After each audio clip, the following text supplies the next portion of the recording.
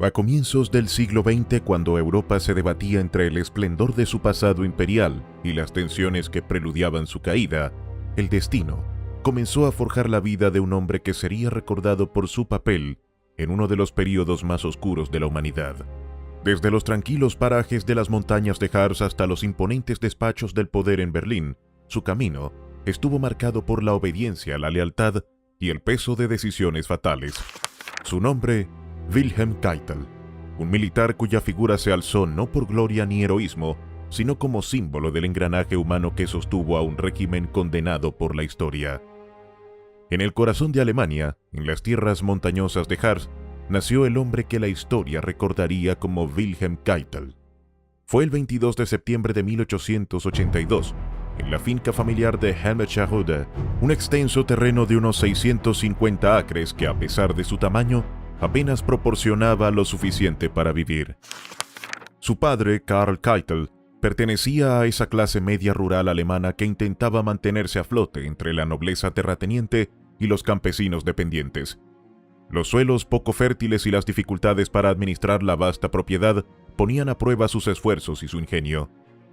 La madre de Wilhelm, Apollonia Wissering, procedía de una familia de arrendatarios tradicionales del Harz. Su presencia, sin embargo, marcó poco la vida del futuro mariscal. Murió al dar a luz a su segundo hijo, Bodewin, cuando Wilhelm tenía solo 6 años. La ausencia materna dejó una huella silenciosa en el carácter del niño, que desde entonces creció en un ambiente donde el deber, la disciplina y la reserva emocional eran las únicas formas aceptables de expresar fortaleza. La familia Keitel había adquirido sus tierras en 1871, un año cargado de significado para toda Alemania. Ese fue el año en que, tras las victorias de Prusia en guerras sucesivas contra Dinamarca, Austria y Francia, el canciller Otto von Bismarck proclamó el nacimiento del Imperio Alemán. 30 pequeños estados germánicos, hasta entonces fragmentados, se unieron bajo el liderazgo prusiano. Aquella unificación alteró para siempre el equilibrio político de Europa, pues el nuevo imperio emergió como una potencia industrial y militar capaz de rivalizar con la hegemonía británica. Mientras Wilhelm crecía en las décadas de 1880 y 1890, el continente se transformaba lentamente en un tablero de alianzas y rivalidades. Alemania se afianzaba junto al Imperio austrohúngaro, mientras Francia buscaba apoyo en Rusia y Gran Bretaña se mantenía expectante, aún sin intervenir directamente. Era el preludio de un conflicto mayor que, con el tiempo, devoraría a toda Europa. En esos primeros años, la política apenas rozaba la vida de los Keitel. Su mundo giraba en torno a la agricultura, la caza y los caballos. Las discusiones sobre Berlín o sobre los tratados europeos parecían lejanas, solo importantes en la medida en que afectaban los impuestos o los precios del grano. Wilhelm fue educado en casa por un tutor privado que lo consideró un alumno prometedor, aunque sus resultados académicos fueron mediocres.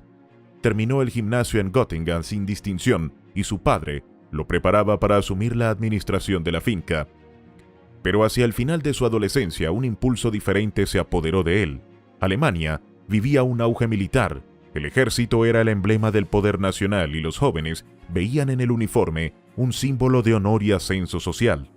En ese clima, Wilhelm tomó una decisión que sorprendió incluso a su propia familia: ingresar al ejército prusiano. La elección resultaba irónica, pues los Keitel habían sido críticos del dominio prusiano dentro del Imperio Federal. Sin embargo, el joven Wilhelm siguió el llamado de su tiempo. En 1901, con apenas 19 años, se unió al 46º Regimiento de Artillería de Campo prusiano, estacionado cerca de Brunswick. Su desempeño inicial fue disciplinado y metódico.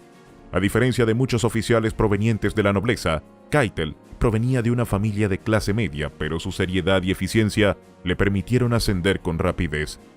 Fue nombrado teniente segundo y poco después capitán de Estado Mayor. Su talento organizativo, su sentido del deber y su disposición para asumir responsabilidades hicieron que sus superiores lo consideraran un oficial prometedor dentro del rígido sistema prusiano. Su vida personal también dio un giro durante esos años. En 1909, contrajo matrimonio con Lisa Fontaine, hija de un próspero agricultor del norte de Alemania. La unión reflejaba el contraste entre dos personalidades. Lisa era refinada, lectora apasionada y amante de la música. Wilhelm, en cambio, era un hombre reservado, más inclinado al estudio de tácticas y estrategias militares que a las letras o el arte. Aún así, el matrimonio fue estable. En 1911 nació su primera hija, Nona, seguida por varios hijos, entre ellos Karl-Heinz, Ernst y Hans-Georg, quienes años después seguirían la tradición militar de su padre. La estabilidad de su vida familiar coincidió con un periodo convulso en la política internacional. Entre 1910 y 1914, Europa fue escenario de tensiones crecientes. En África, las crisis de Marruecos enfrentaron a Francia y Alemania. En los Balcanes, el derrumbe del dominio otomano alimentó rivalidades entre Serbia, Rusia y el Imperio Austrohúngaro. Cada crisis parecía contener la chispa de una guerra inevitable. Esa chispa se encendió el 28 de junio de 1914, cuando un joven nacionalista serbio asesinó en Sarajevo al archiduque Francisco Fernando, heredero del trono austrohúngaro. El atentado desencadenó una reacción en cadena. En cuestión de semanas, la diplomacia se desmoronó. Austria-Hungría declaró la guerra a Serbia el 28 de julio. Rusia movilizó sus tropas. Alemania respaldó a su aliado y Francia y Gran Bretaña se unieron al conflicto. Para el 4 de agosto de 1914, el continente entero estaba en guerra. Wilhelm Keitel, ya oficial del 46º Regimiento de Artillería, fue enviado al frente occidental en Flandes, Bélgica. Alemania había invadido ese país con la intención de abrir un corredor hacia el norte de Francia. Los primeros combates fueron caóticos, marcados por movimientos rápidos, pero pronto, la guerra se estancó en un infierno de trincheras. Keitel apenas tuvo tiempo de adaptarse al frente cuando fue alcanzado por una explosión de metralla que le hirió el brazo derecho en septiembre de 1914. Fue trasladado a un hospital militar, donde pasó varias semanas recuperándose. Su regreso al servicio marcaría un nuevo capítulo en su carrera. Reconocido por su precisión táctica y su capacidad de organización, fue transferido al Estado Mayor General del Ejército Alemán, donde participó en la planificación estratégica del frente. La artillería, su especialidad, se había convertido en la columna vertebral de la guerra moderna. Los bombardeos precedían cada ofensiva y la coordinación logística era vital para sostener la maquinaria bélica. Keitel se destacó en este terreno. Su trabajo meticuloso y su habilidad para anticipar necesidades de suministro lo hicieron ascender rápidamente. Sin embargo, ni su talento ni la pericia del ejército alemán fueron suficientes para cambiar el destino del conflicto. Alemania se enfrentaba a una realidad implacable: la superioridad numérica y material de sus enemigos. Cuando Estados Unidos ingresó en la guerra en 1917, el equilibrio se rompió definitivamente. Las privaciones se extendieron por todo el imperio. La población civil padecía hambre y el ejército sufría deserciones. Las ciudades alemanas, antes símbolo de prosperidad industrial, se hundían en la miseria. En noviembre de 1918, los levantamientos en puertos y fábricas precipitaron la caída del régimen imperial. El Kaiser Guillermo II abdicó y huyó a los Países Bajos. 2 días más tarde, el 11 de noviembre de 1918, se firmó el armisticio que puso fin a la Primera Guerra Mundial. Keitel, como muchos oficiales de su generación, recibió la noticia con desconcierto y amargura. Había dedicado su vida a servir a un imperio que se desmoronaba ante sus ojos. La derrota no solo destruyó al ejército alemán, sino también el orden social que lo sustentaba.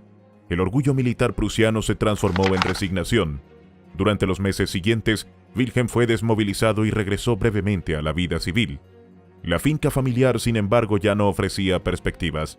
Alemania se encontraba en ruinas, su economía devastada y su población dividida entre el resentimiento y la desesperanza. En ese contexto, Keitel optó por permanecer vinculado a la institución que le había dado identidad, el ejército. En los años posteriores, se integró en la Reichswehr, el ejército limitado que la República de Weimar mantuvo tras el Tratado de Versalles. El joven oficial que había crecido en los campos de Harsa se convertiría con el tiempo en una figura central de mando militar alemán durante la siguiente Gran Guerra. Pero en los años que siguieron a 1918, aún no era el mariscal del Tercer Reich que la historia condenaría, sino un hombre marcado por la pérdida, el deber y la rigidez de una tradición que había forjado su carácter desde la infancia. La vida temprana de Wilhelm Keitel fue en esencia el reflejo de una Alemania en transición, un país que pasaba de la era imperial a la modernidad con un peso insoportable del pasado. Sus decisiones personales, desde su ingreso al ejército hasta su ascenso en el Estado Mayor, no pueden entenderse sin el contexto de una nación obsesionada con la obediencia, el orden y la autoridad.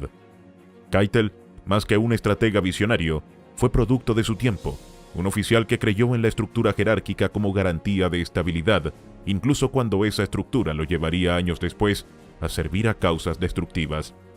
En retrospectiva, su juventud ofrece una ventana a la mentalidad militar de una generación que no conocía otra forma de lealtad que la obediencia ciega. En las trincheras de Francia aprendió que la guerra no siempre recompensa al más disciplinado, y en los despachos del Estado Mayor, comprendió que las decisiones estratégicas podían condenar a miles de hombres. Aún así siguió adelante, convencido de que el deber estaba por encima del juicio personal. Cuando el armisticio de 1918 silenció los cañones, Wilhelm Keitel tenía 36 años. Había visto la gloria y la caída del imperio que había definido su juventud. Ignoraba que décadas más tarde, su nombre volvería a resonar en los tribunales de Nuremberg, no como el de un soldado herido en Flandes, sino como el de uno de los hombres que ejecutaron las órdenes de otro régimen, aún más oscuro. Pero esa es otra historia. La del joven Keitel, el de la finca de Harz y el uniforme prusiano impecable, pertenece a una época en que la disciplina era virtud, el deber era fe, y el destino de Europa aún parecía estar escrito por los generales de su tiempo. Período de entreguerras y ascenso en el Reichswehr. Los tratados de paz de los años posteriores a la Primera Guerra Mundial, entre los que sobresalió el Tratado de Versalles de 1919, marcaron un punto de inflexión en la historia de Alemania y de Europa. Este acuerdo no solo despojó al país de amplias extensiones de territorio para permitir la creación de una Polonia independiente, sino que también lo condenó a asumir reparaciones económicas de una magnitud sin precedentes. La magnitud de estas obligaciones repercutió de manera directa en la sociedad alemana, generando tensiones que se prolongarían durante décadas. Para Wilhelm Keitel, joven oficial del ejército imperial alemán, lo más relevante fue la drástica reducción del poder militar del país. La República de Weimar se vio obligada a limitar sus fuerzas armadas a un tamaño que impidiera cualquier amenaza para Francia y Gran Bretaña, lo que implicó la desmovilización de cientos de miles de soldados y oficiales entre 1919 y 1920. Entre estos se encontraban hombres que, habiendo servido con dedicación durante la guerra, deseaban continuar su carrera militar, pero se encontraron con que sus destinos habían cambiado abruptamente. La desmovilización generó un vasto contingente de hombres jóvenes y de mediana edad descontentos, muchos de los cuales encontraron refugio en organizaciones paramilitares que surgieron durante los primeros años de la década de 1920. Los cuerpos como los Freikorps, integrados por veteranos de guerra, se convirtieron en núcleos de resistencia contra el nuevo orden impuesto por los aliados. Sus experiencias en el frente, sumadas al descontento por la derrota y la humillación nacional, alimentaron un resentimiento que sería explotado por líderes con agendas políticas radicales. Keitel, sin embargo, no se adentró en este tipo de agrupaciones. Su carrera militar continuó marcada por ascensos que lo llevaron a ocupar el cargo de primer oficial del Estado Mayor de una división de infantería de reserva y, posteriormente, de un cuerpo de marina en Flandes. Allí, entró en contacto con los comandantes más influyentes del ejército alemán, lo que le permitió formar parte del reducido grupo de 100.000 oficiales que la República de Weimar mantuvo como ejército profesional bajo las restricciones del Tratado de Versalles. Tras considerar brevemente retirarse a su finca familiar en Hemescherode, Keitel optó por permanecer activo en el ejército de la nueva república, conocido como Reichswehr, un nombre que significaba defensa del Reich y que simbolizaba la continuidad de la tradición militar alemana bajo un marco estrictamente regulado. Las limitaciones impuestas por el tratado eran severas. El Reichswehr no podía poseer tanques, carecía de fuerza aérea y la artillería debía restringirse a proyectiles de calibre 10,5.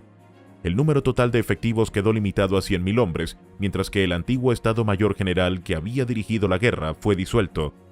Estas restricciones llevaron a oficiales como Keitel a desarrollar estrategias para mantener la eficacia del ejército dentro de los límites legales.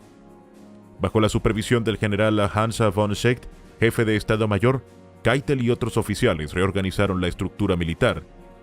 Los antiguos miembros del Estado Mayor fueron reclasificados en la oficina de tropas o Truppenamt, donde Keitel desempeñó funciones como coronel y jefe de rama hasta 1933.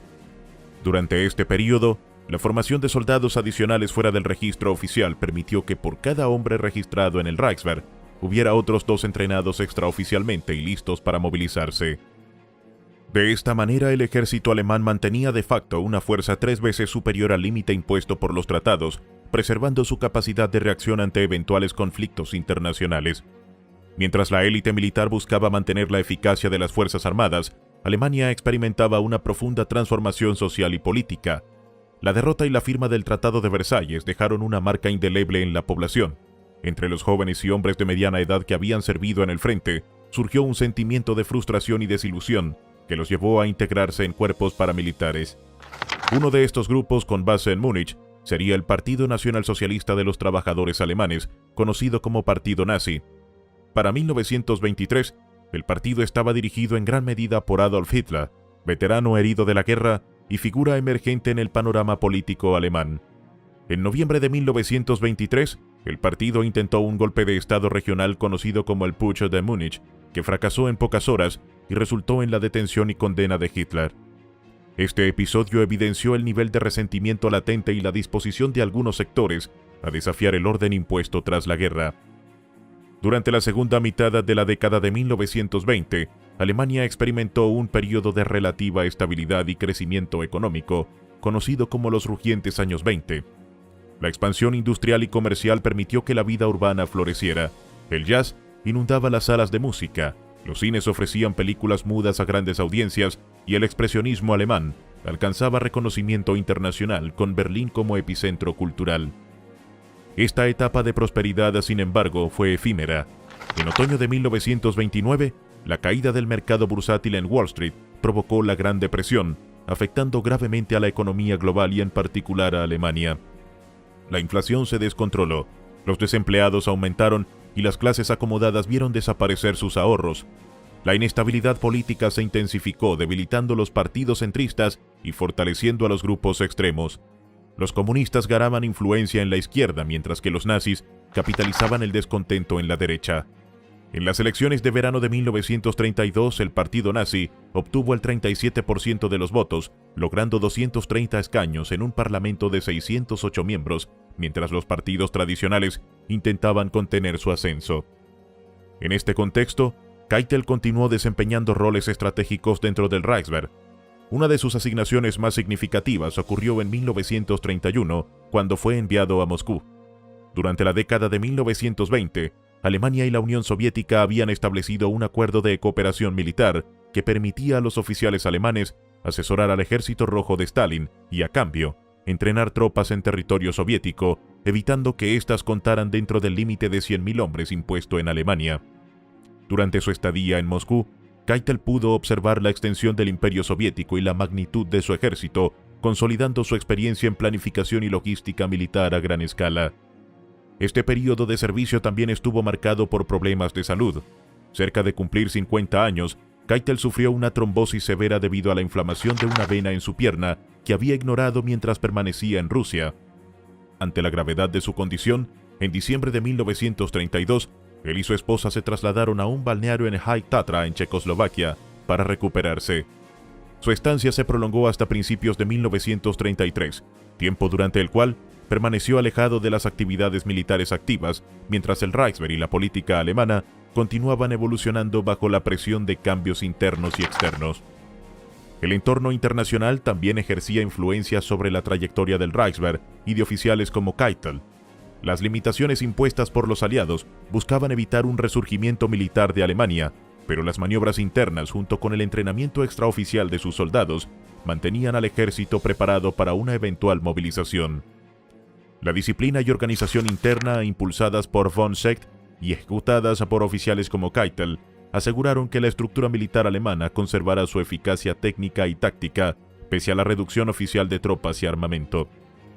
Mientras tanto, los movimientos políticos radicales y los cuerpos paramilitares continuaban creciendo, alimentando un clima de inestabilidad y enfrentamientos esporádicos en distintas regiones de Alemania. En ciudades como Múnich y Berlín, las tensiones entre grupos de izquierda y derecha se intensificaban, mientras el gobierno de Weimar buscaba consolidar su autoridad en medio de la presión económica y social. La presencia de veteranos desmovilizados y su incorporación a estas fuerzas paramilitares contribuía a mantener un equilibrio precario entre el orden establecido y los movimientos insurgentes, donde cada decisión militar o política podía alterar el panorama nacional. A lo largo de la década de 1920 y hasta comienzos de 1933, Keitel desempeñó un papel clave en la implementación de estrategias que permitieran al Reichswehr sortear las restricciones internacionales sin comprometer su preparación operativa. La combinación de reorganización interna, entrenamiento secreto y coordinación con potencias extranjeras como la Unión Soviética constituyó un esquema meticuloso que preservaba la capacidad militar de Alemania a pesar de las limitaciones legales. Durante este tiempo, las habilidades de planificación, supervisión y gestión de recursos de Keitel se consolidaron, reforzando su posición dentro de la estructura militar y asegurando la continuidad del aparato defensivo alemán. El período también estuvo caracterizado por un avance social y cultural que contrastaba con las dificultades económicas. La década de 1920 fue testigo de un florecimiento artístico y tecnológico, desde la expansión de la cinematografía hasta la aparición de nuevas formas musicales como el jazz, que se escuchaba en salones de toda Alemania. Sin embargo, la crisis económica de finales de los años 20 y principios de los 30 alteró este panorama, provocando desempleo masivo y una creciente polarización política. En medio de esta turbulencia, la estabilidad del Reichswehr y la disciplina de oficiales como Keitel constituían un factor de contención frente al desorden creciente, mientras los partidos extremistas ganaban terreno en la esfera política y la sociedad se fragmentaba en torno a lealtades e ideologías enfrentadas. Ascenso en el régimen nazi y preparativos para la guerra. Durante el periodo en que Wilhelm Keitel se encontraba fuera de Alemania por motivos de licencia, el país experimentó una transformación política de gran rapidez y complejidad. El fracaso del gobierno minoritario liderado por Franz von Papen había dejado al país en un estado de paralización política, y las elecciones celebradas en el verano de 1932 no habían logrado resolver la situación. La incapacidad de formar un gobierno estable continuaba en Berlín, y los partidos tradicionales no encontraban un consenso viable para gobernar. En enero de 1933, una coalición de líderes políticos y financieros, incluyendo a von Papen y figuras prominentes de la comunidad empresarial alemana, persuadió al presidente Paul von Hindenburg para que nombrara a Adolf Hitler como canciller de Alemania. Este gobierno se formó como una coalición con representantes de partidos centristas y de derecha, quienes creían que su inclusión permitiría contener a Hitler y limitar el avance de los partidos de izquierda, en particular los comunistas. Este cálculo resultó completamente equivocado y en pocas semanas los acontecimientos demostrarían que subestimaban la ambición y la determinación del líder nazi. Una vez nombrado canciller, Hitler comenzó a consolidar su influencia. El partido nazi utilizó tácticas de intimidación en las nuevas elecciones convocadas poco después, logrando un incremento significativo en sus votos y en el número de escaños parlamentarios. La situación se aceleró cuando el Reichstag fue incendiado, un acto atribuido a subversivos comunistas que los nazis utilizaron como justificación para impulsar la ley habilitante. La aprobación de esta ley el 23 de marzo de 1933 permitió al gobierno nazi legislar por decreto, marcando el fin efectivo de la República de Weimar y el inicio del dominio nazi en Alemania. Wilhelm Keitel no era un oficial destinado automáticamente a recibir ventajas bajo esta nueva administración. Su simpatía política se inclinaba hacia von Papen y su cautela respecto a los nazis era notoria. Sin embargo, la realidad del nuevo régimen colocaba a los nazis al frente del Estado alemán y, por extensión, del ejército en el que Keitel desempeñaba un papel de liderazgo. Aún así, el control nazi sobre las fuerzas armadas no fue inmediato. Durante los primeros años, los líderes militares mantuvieron un margen de autonomía mientras los nazis reorganizaban y fortalecían al ejército, un proceso que se extendió durante gran parte de la década de 1930. En este contexto, se produjo un cambio significativo en la cúpula militar. El general Werner von Blomberg, jefe del Truppenamt, fue promovido a ministro de Defensa, asumiendo la dirección de todas las fuerzas armadas de Alemania. Blomberg y Keitel compartían un historial común, habiendo servido juntos durante la Primera Guerra Mundial, lo que facilitó la promoción de Keitel dentro del nuevo régimen, a pesar de sus reservas políticas. El 1 de octubre de 1933, Keitel fue nombrado general mayor y líder de infantería en Potsdam, y en 1934 recibió la responsabilidad de formar una nueva división de infantería en Bremen, en el norte de Alemania. Este esfuerzo formaba parte de la estrategia nazi para superar las limitaciones impuestas al ejército por el Tratado de Versalles, al incrementar su capacidad y reorganizar sus unidades de manera sistemática. Durante 1933 y 1934, una de las principales preocupaciones de Keitel y otros oficiales superiores era el creciente poder de la Sturmabteilung, la organización paramilitar del partido nazi, dirigida por Ernst Röhm. La SA, con un número aproximado de 2 millones de integrantes en 1934, representaba una amenaza directa a la estructura jerárquica del ejército profesional. La posibilidad de que la SA absorbiera o superara a las Fuerzas Armadas tradicionales generaba tensiones internas significativas, y los oficiales veteranos como Keitel temían ser desplazados por líderes políticos y militares del ala paramilitar nazi. Hitler, consciente del riesgo que representaba el poder creciente de Röhm, tomó medidas decisivas. El 30 de junio de 1934 ordenó la ejecución de la Noche de los Cuchillos Largos, un operativo que eliminó a los principales dirigentes de la CSA, incluido Röhm, y desarticuló la organización como amenaza para el liderazgo nazi y el ejército.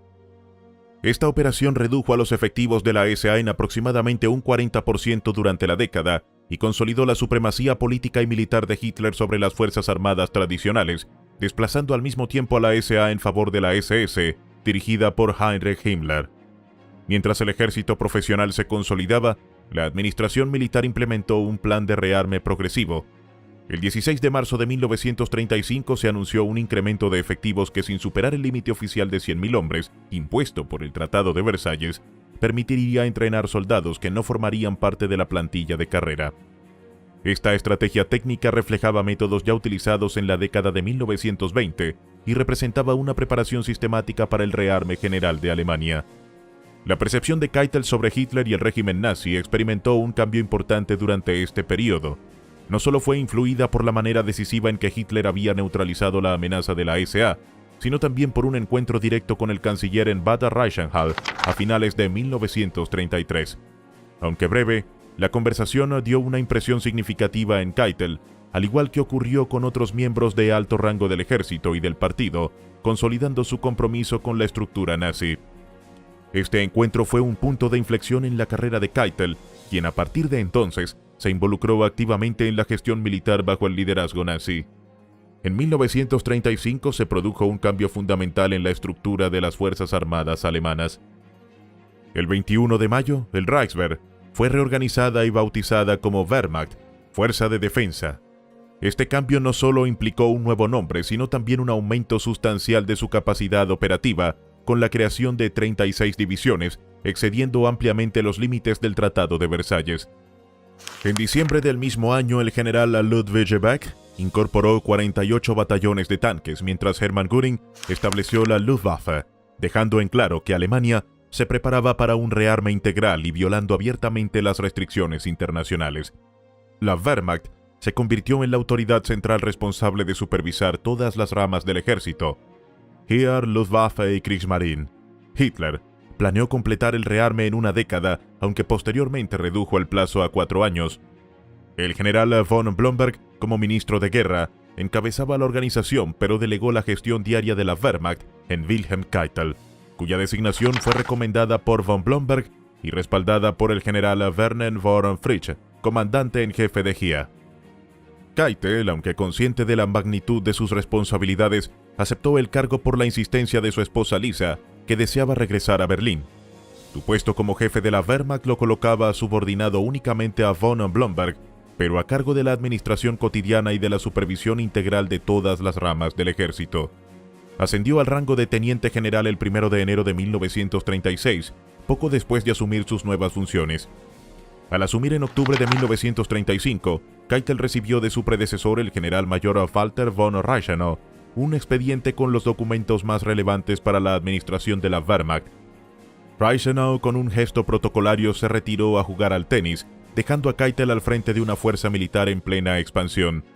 Su principal desafío no residía en la documentación, sino en las complejas jerarquías y superposiciones de autoridad dentro de la Wehrmacht.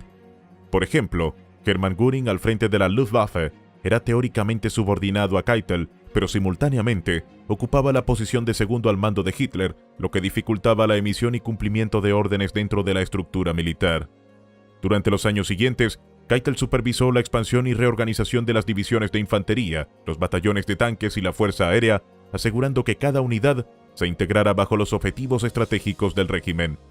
El desarrollo de la Luftwaffe en particular representó un desafío técnico y administrativo de gran envergadura, debido a la necesidad de coordinar entrenamiento, producción de material y logística, manteniendo al mismo tiempo la subordinación formal al mando del ejército, una tarea que Keitel gestionó a través de un sistema de directivas y supervisión constante.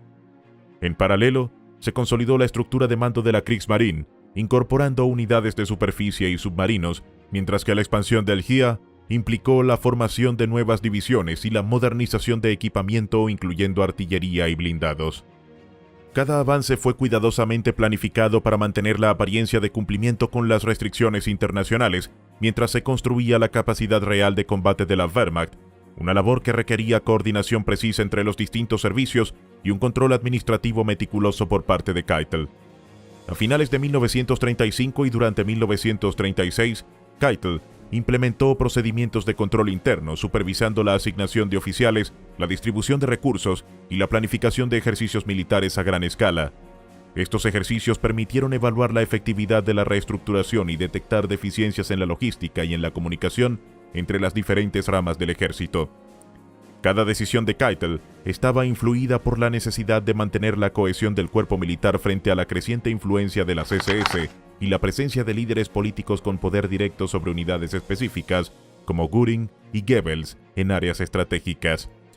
Asimismo, Keitel coordinó la integración de nuevas tecnologías, incluyendo comunicaciones por radio, armamento mecanizado y tácticas modernas de guerra, asegurando que cada unidad pudiera operar de manera efectiva en escenarios en combate que el régimen preveía a corto y mediano plazo. La planificación incluía la preparación de personal altamente capacitado con entrenamiento en maniobras rápidas, tácticas combinadas de infantería y blindados y coordinación con la Fuerza Aérea, consolidando un modelo de ejército profesional que combinaba eficiencia técnica y obediencia estricta a la cadena de mando. En 1936, la Wehrmacht había alcanzado un nivel de organización y preparación que sentaría las bases para su participación en los conflictos que seguirían en los años posteriores.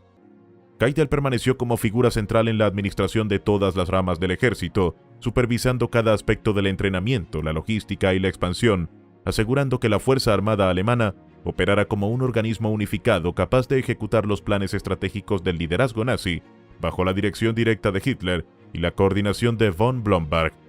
Las complejas superposiciones de autoridad en el aparato militar alemán creaban obstáculos constantes para la planificación estratégica, particularmente en relación con el general Werner von Fritsch. Este comandante sostenía firmemente que las fuerzas terrestres debían actuar con completa autonomía, sin la interferencia de otras ramas ni supervisión política.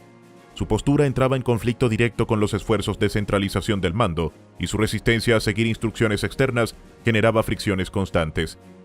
A esta tensión se sumaba la actitud calculada de Adolf Hitler, quien prefería mantener la rivalidad entre ministros y generales, convencido de que la competencia interna serviría como un mecanismo natural de control, impidiendo que cualquier individuo acumulara demasiado poder dentro del Estado.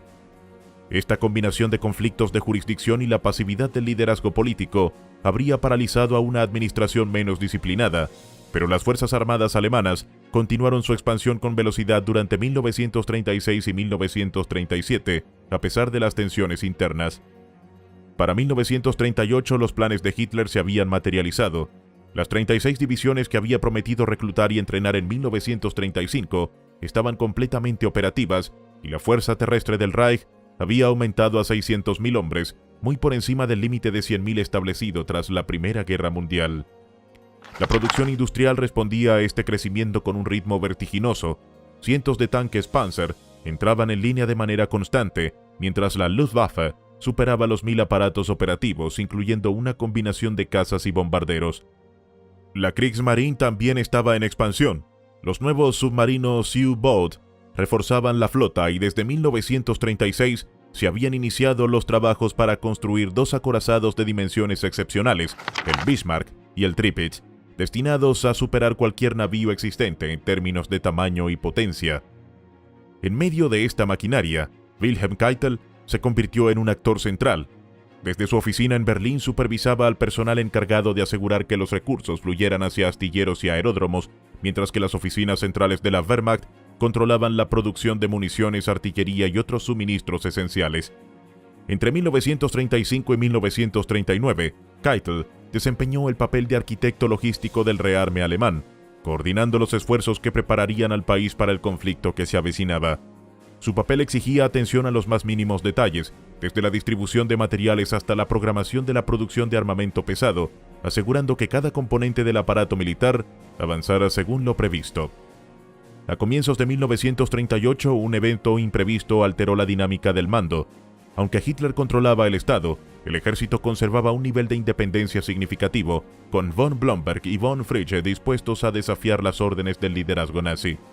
Hitler consideraba que estas figuras representaban obstáculos para un rearme más audaz y buscaba eliminarlas antes del inicio de la guerra.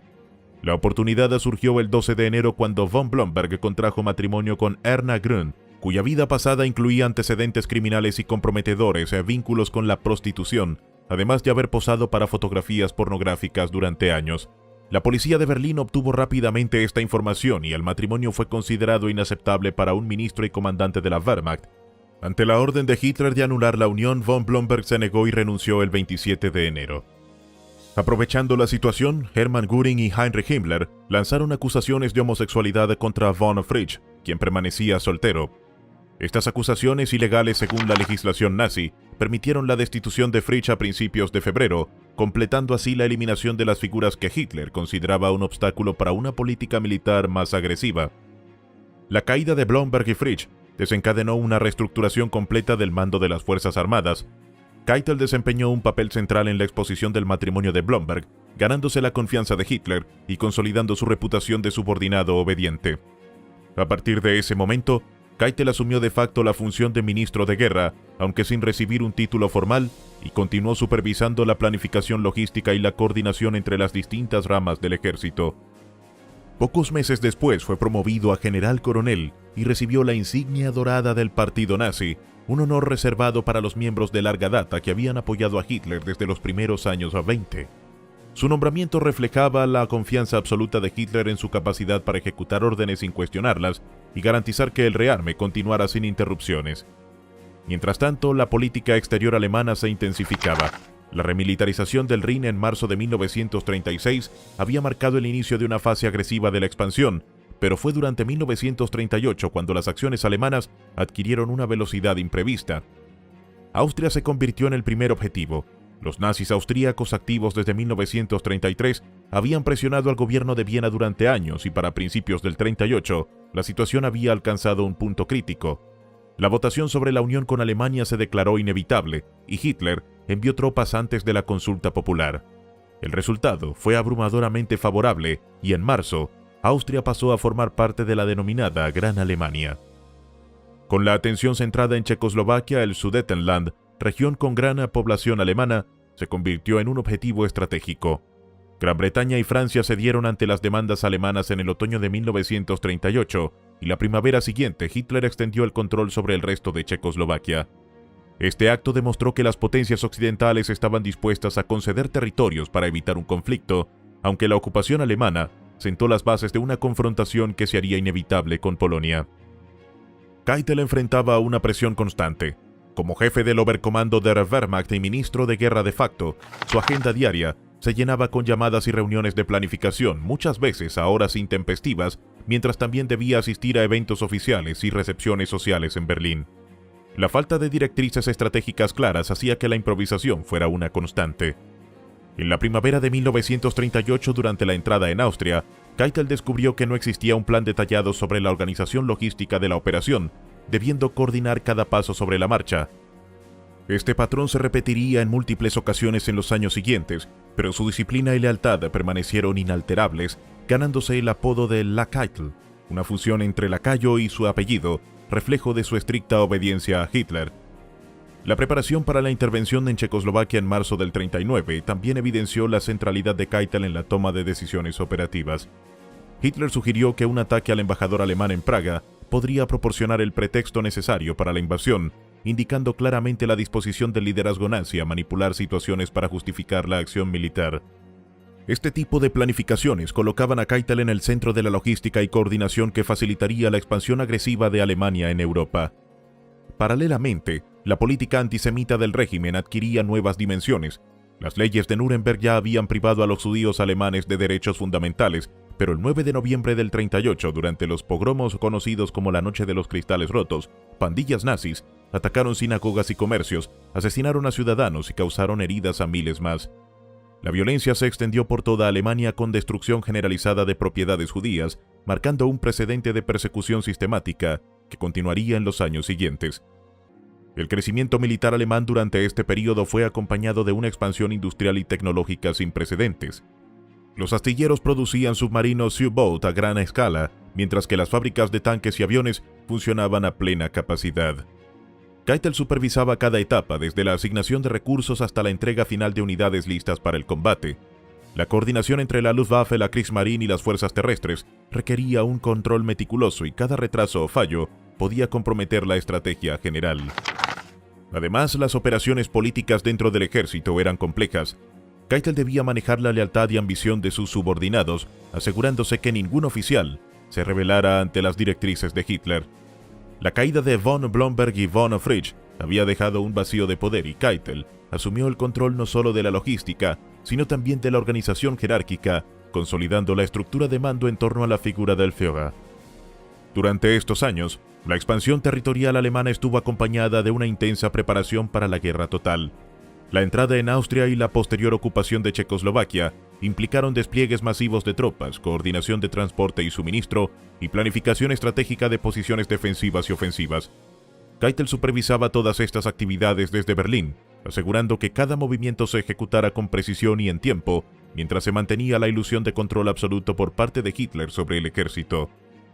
La estructura de mando, la coordinación logística y la planificación militar se volvieron elementos esenciales de la estrategia alemana, y Keitel se consolidó como el ejecutor principal de la voluntad del Führer. La combinación de obediencia, eficiencia y capacidad para manejar la burocracia compleja lo convirtió en un actor clave en los preparativos que conducirían al estallido de la Segunda Guerra Mundial.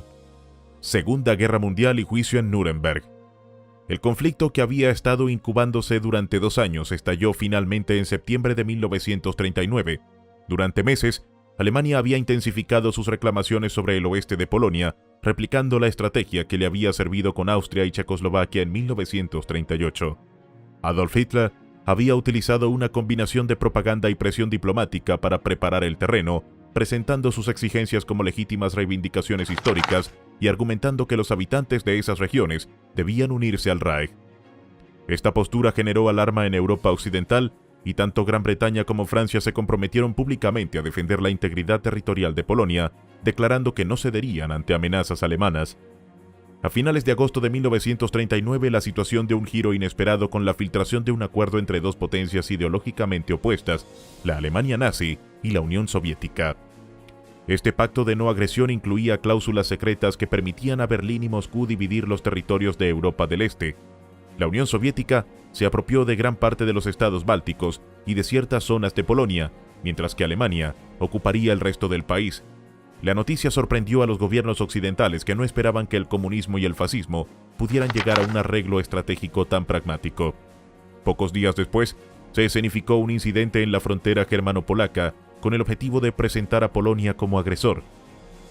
La operación, cuidadosamente orquestada por oficiales alemanes, buscaba crear un pretexto para la invasión, aunque los observadores internacionales pronto comprendieron que se trataba de un montaje. No obstante, la excusa fue suficiente para que Hitler diera la orden de ataque. La invasión comenzó el 1 de septiembre de 1939 y en respuesta, Gran Bretaña y Francia declararon la guerra a Alemania 2 días más tarde, marcando el inicio de la Segunda Guerra Mundial. Solo 2 días antes de la ofensiva, Hitler había designado a Wilhelm Keitel como miembro del recién formado Consejo de Ministros para la Defensa del Reich, un comité de 6 hombres encargado de supervisar la conducción administrativa y logística de la guerra. Lo integraban Hermann Göring, que presidía el Consejo y comandaba la Luftwaffe antes de supervisar la economía de guerra, Rudolf Hess, adjunto del Führer en el Palacio Nazi, Wilhelm Frick, ministro del Interior, Walter Funk, encargado de asuntos económicos, y Hans Lama, jefe de la Cancillería del Reich, representante de Hitler en el Consejo. Dentro de este órgano existía un subcomité más reducido, compuesto por Göring, Keitel y Frick, con autoridad para emitir decretos que afectaban directamente a la producción de armamento y al abastecimiento de recursos para la Wehrmacht. El alcance real del Consejo de Ministros fue objeto de debate entre historiadores. Supervisó numerosos asuntos logísticos y de producción de armamento, pero no intervino de manera significativa en la planificación estratégica de la guerra, ya que esas decisiones permanecieron bajo la autoridad exclusiva de Hitler y de los generales y ministros que él eligiera consultar. Aún así, la presencia de Keitel en este organismo lo colocó en una posición central dentro de la maquinaria administrativa del Reich, encargada de coordinar las operaciones del ejército alemán en todos los frentes. En los primeros meses de la guerra, Alemania obtuvo un éxito extraordinario. Polonia fue conquistada en pocas semanas, con las divisiones Panzer y la Luftwaffe desempeñando un papel decisivo en la rápida ocupación del país. Tras un invierno de consolidación, la primavera de 1940 estuvo marcada por la ocupación de Dinamarca y Noruega, lo que fortaleció la posición estratégica de Alemania en el Atlántico Norte y aseguró rutas vitales de suministro de mineral de hierro desde Suecia. Estas campañas fueron dirigidas personalmente por Hitler y supervisadas logísticamente por Keitel, quien coordinó la movilización de tropas y recursos. En mayo de 1940, Alemania lanzó su ofensiva sobre Países Bajos, Bélgica y Francia. Las divisiones Panzer atravesaron las defensas enemigas con velocidad y precisión, demostrando la eficacia de la Blitzkrieg. París cayó en cuestión de semanas y la fuerza expedicionaria británica se vio obligada a evacuar desde Dunkerque en una operación naval que salvó a gran parte del ejército británico, pero dejó el continente en manos de los nazis. Para finales de junio, Gran Bretaña permanecía aislada frente a Alemania en Europa Occidental, mientras las banderas nazis ondeaban desde París hasta Varsovia. Keitel supervisó las negociaciones de armisticio con Francia que condujeron a la creación del régimen de Vichy, un estado títere que gobernaría el sur del país bajo supervisión alemana. El éxito de estas campañas aumentó la reputación de Keitel dentro del círculo nazi. Se rumoreó que, impresionado por las conquistas, había proclamado a Hitler el mayor general de todos los tiempos, un juicio que la realidad posterior demostraría erróneo. Como recompensa fue ascendido a mariscal de campo el 19 de julio de 1940 y recibió una dotación de 100.000 marcos que él depositó y nunca utilizó. Sin embargo, durante el mismo periodo, surgieron tensiones con la creación del nuevo Ministerio de Producción de Guerra a cargo del Dr. Fritz Todt, una oficina que asumió responsabilidades clave que anteriormente dependían de Keitel. El verano de 1940 también estuvo marcado por la planificación de la futura invasión de la Unión Soviética. Hitler convocó a Keitel, Alfred Jodl y Erich Raeder para evaluar la logística y la factibilidad de una campaña militar contra el este. Los tres presentaron objeciones sobre la capacidad alemana para enfrentar al Ejército Rojo en plena fuerza, advirtiendo sobre las dificultades de abastecimiento y los riesgos de abrir un segundo frente antes de consolidar la victoria en Occidente. A pesar de estas reservas, Hitler ordenó avanzar con los preparativos y Keitel ajustó los informes para eliminar secciones que pudieran desalentar al Führer, asegurando la continuidad del plan. En el verano del 41, Alemania lanzó la Operación Barbarroja, la mayor invasión terrestre de la historia hasta ese momento, enviando cientos de miles de hombres desde Polonia Oriental y Ucrania hasta el corazón de la Unión Soviética. La ofensiva inicial fue rápida y efectiva. Las divisiones Panzer y la Luftwaffe avanzaron hacia Leningrado y Moscú, causando enormes pérdidas a las fuerzas soviéticas. Stalin consideró ceder territorios para negociar la paz, pero finalmente decidió resistir, ordenando la movilización masiva de tropas y recursos. El avance alemán se detuvo con la llegada del invierno, cuando la falta de ropa adecuada y la extensión de las líneas de suministro comenzaron a afectar la capacidad operativa del ejército. Keitel desempeñó un papel clave en la reorganización logística, intentando asegurar el suministro de material y equipo para la Wehrmacht. Durante 1942, la ofensiva alemana no logró capturar los objetivos principales en el este y el Ejército Rojo comenzó a reorganizarse. La resistencia soviética se incrementó con el reclutamiento masivo de soldados y la puesta en marcha de la economía de guerra, lo que permitió a los soviéticos recuperar terreno gradualmente. La fallida ofensiva sobre Stalingrado en el otoño del 42 marcó un punto de inflexión y a partir del 43, el contraataque soviético comenzó a empujar a las fuerzas alemanas hacia Berlín. A lo largo de estos años, Keitel continuó frente del Oberkommando, supervisando la logística, la planificación operativa y la coordinación entre distintos frentes. Fue enviado repetidamente a ciudades como Bucarest, Budapest y Helsinki para gestionar las relaciones con aliados menores de Alemania, asegurando el cumplimiento de órdenes estratégicas y la cooperación militar. Sin embargo, su relación con Hitler se tensó progresivamente y en varias ocasiones intentó renunciar, siendo siempre rechazado por el Führer.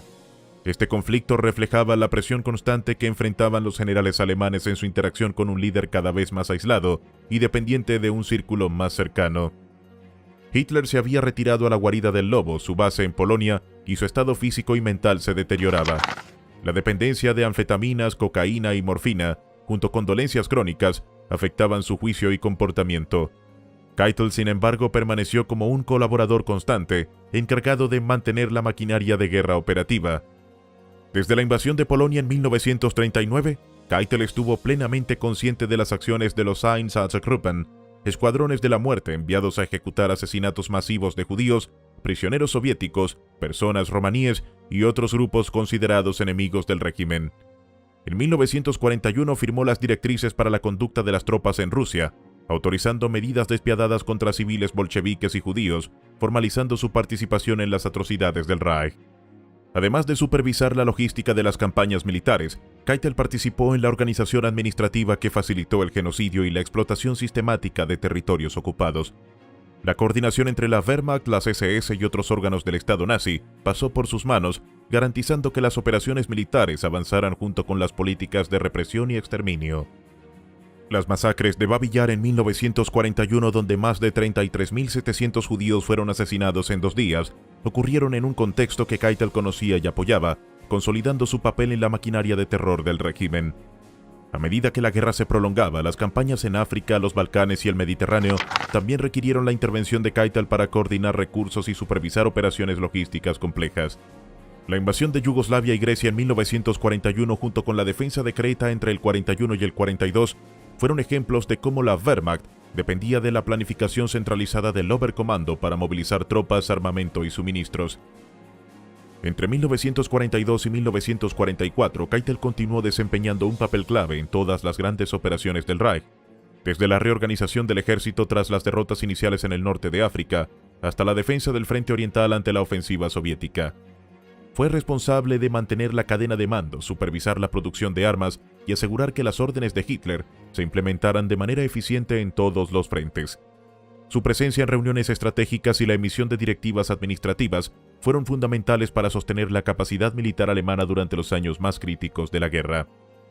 Durante este periodo, Keitel también mantuvo contacto con gobiernos aliados menores, asegurando su alineamiento con la política nazi y su participación en la guerra. Viajes frecuentes a Hungría, Rumanía y Finlandia formaban parte de su labor, donde negociaba suministros, apoyo logístico y colaboración militar, garantizando que los ejércitos aliados permanecieran operativos y coordinados con las operaciones del Reich. En paralelo, la creciente resistencia de los partisanos en territorios ocupados requirió nuevas directrices y la aplicación de políticas de represión coordinadas por Keitel. Su responsabilidad abarcaba desde la supervisión de operaciones militares convencionales hasta la implementación de medidas de seguridad y control en regiones donde la ocupación alemana enfrentaba oposición activa.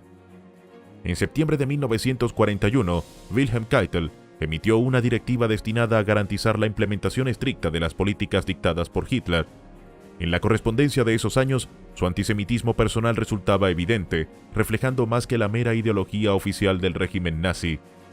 Pocos meses después, en diciembre de 1941, Keitel se convirtió en la figura central de la promulgación del decreto de Noche y Niebla. A través de la oficina del Oberkommando, él fue quien transmitió la orden directamente de Hitler. Este decreto autorizaba la detención de disidentes políticos sospechosos en territorios ocupados de toda Europa, incluyendo Francia, Polonia y Austria, con el traslado de los detenidos a Alemania para interrogatorios y confinamiento bajo prácticas militares. Su propósito era facilitar la deportación de individuos de determinadas nacionalidades en lugares como regiones de Francia y los Países Bajos, donde los nazis aún intentaban disimular sus atrocidades. En la práctica, Noche y Niebla condujo al arresto de decenas de miles de prisioneros políticos, quienes fueron enviados a los campos de concentración del centro y este de Europa, donde judíos y romaníes ya eran sistemáticamente asesinados a finales de 1941. Al aprobar este decreto y su extensión posterior, el decreto de terror y sabotaje en 1944, Keitel desempeñó un papel activo en el funcionamiento de los campos de concentración y en el aumento del número de muertes atribuidas al régimen.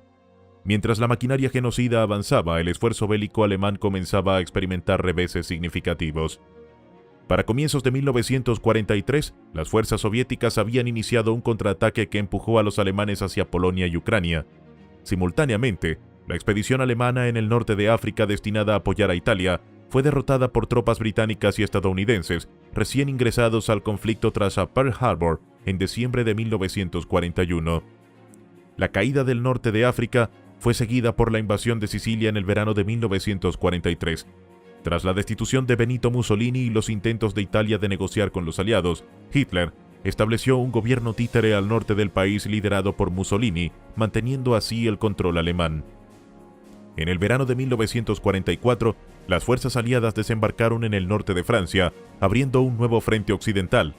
La ocupación de Francia avanzó rápidamente, aunque más lentamente que la conquista alemana de 1941, mientras los soviéticos continuaban su avance hacia el oeste. Para las primeras semanas de 1945, los rusos ingresaron al este de Alemania mientras los aliados occidentales se acercaban al Rin.